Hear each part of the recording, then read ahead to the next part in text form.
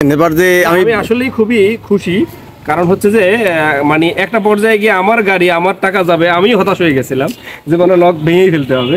কিন্তু তুহিন ভাই আসলে হতাশ হয়নি, সে শেষ পর্যন্ত লেগেছিল এবং লেগে থেকে চেষ্টা করে অবশেষে আল্লাহ দিয়েছে। আপনি আমার ভিউয়ার্স এর উদ্দেশ্যে কি বলতে চাচ্ছেন? অডিয়েন্স আমার কাছে মনে হয় যে আপনারা যে এই ধরনের যে কোনো সমস্যা কিংবা বাইকের যে কোনো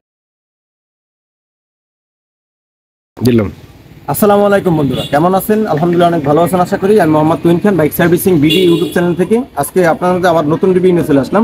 আজকে রিভিউটা খুবই গুরুত্বপূর্ণ, অবশ্যই শুরু থেকে শেষ পর্যন্ত দেখেন আর বেশি বেশি শেয়ার করে দেবেন, যেন এরকম আপনার মাধ্যমে যেন আরো 10 জন উপকৃত হয়। ঠিক আছে, দেখেন এই যে ট্যাঙ্কির লকটা খুলে না, এই ট্যাঙ্কির লকটা খুলে না, কেন খুলে না? এটা কিন্তু একটা রহস্য আছে যে আপনি তেল ভরছেন, তেল ভইরা রেখে দিয়েছেন মাসকে মাস, হয়তো বা 15 দিন, তখন এটা জ্যাম হয়ে যায়। এটা জ্যাম হয়ে যায়, যখন জ্যাম হয়ে যায় তখন কিন্তু আর এই ট্যাঙ্কির লকটা খুলে না।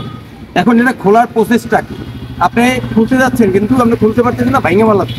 এটা ভাঙা যাবে না, এটা ধৈর্য সহকারে খুলতে হবে। যদি আপনি ধৈর্য ধরতে পারেন তাহলে কিন্তু ইনশাল্লাহ এই লকটা খুলবে। দেখেন আমি কিন্তু 1 ঘন্টা আমি চেষ্টা করার পরে কিন্তু এটা খুলছে। আর আমার কাছে এই পর্যন্ত এই বাইকটা নিয়ে 20টা গাড়ির লক আমি খুলছি। ঠিক আছে, এরপরে আমি এই যে গ্রাহক, এই বাইকের যে গ্রাহক, ওনার সাথে আমি একটু মানে কথা বলবো, আপনার কথা বলাই যাবে যে উনি কিন্তু দেখছে যে উনি কিন্তু আরো 2-3টা গ্যারাজে গেছিল, তারা একটু গুতাগুতি দিয়েই কথা হবে না, ভাঙে ফেলাইতে হবে। একটা লকের দাম 5,000 টাকা, সেই লকটা কেন ভাঙবে, কি জন্য ভাঙবে, এটা আমার মানে আপনার কাছে আমার দিয়ে দিলাম যে আপনারা বলেন যে কেন ভাঙবে। চেষ্টা করলে, আল্লাহর উপর ভরসা রাখার চেষ্টা করলে ইনশাল্লাহ হবেই, এর কোনো বিকল্প নাই। ঠিক আছে, তাহলে আমরা ওনার থেকে শুনবো যে লকটা কিভাবে খুলছিলাম আর কিভাবে খুললো। ঠিক আছে, আর কেন জ্যাম হয়ে যায় ওনার কাছ থেকে শুনবো। চলেন ওনার কাছ থেকে শুনে আসি।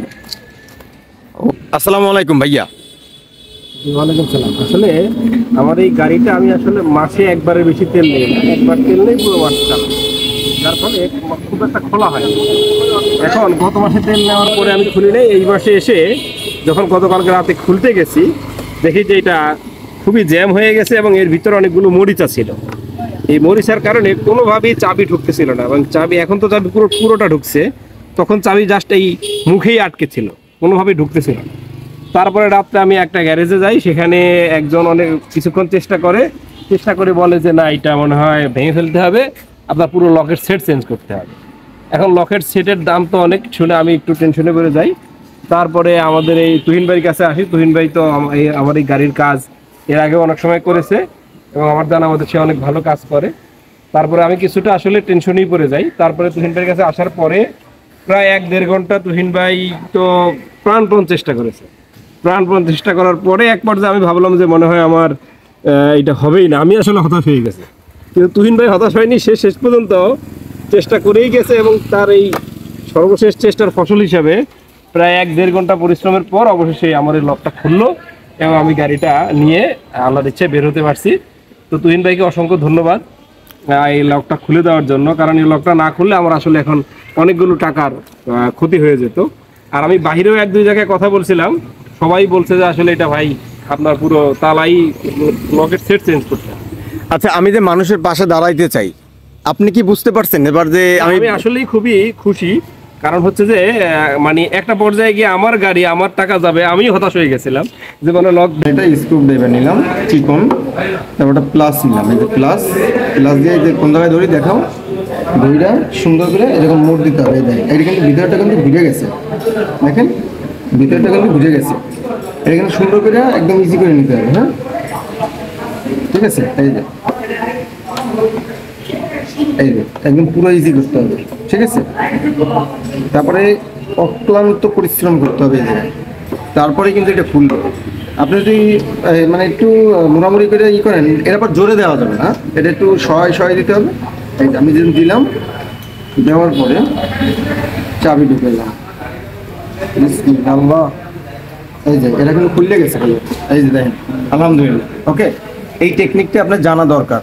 এই টেকনিকটা আপনি না জানলে মানে একটা পর্যায়ে গিয়ে আমার গাড়ি আমার টাকা যাবে, আমি হতাশ হয়ে গেছিলাম যে মানে লক ভেঙেই ফেলতে হবে।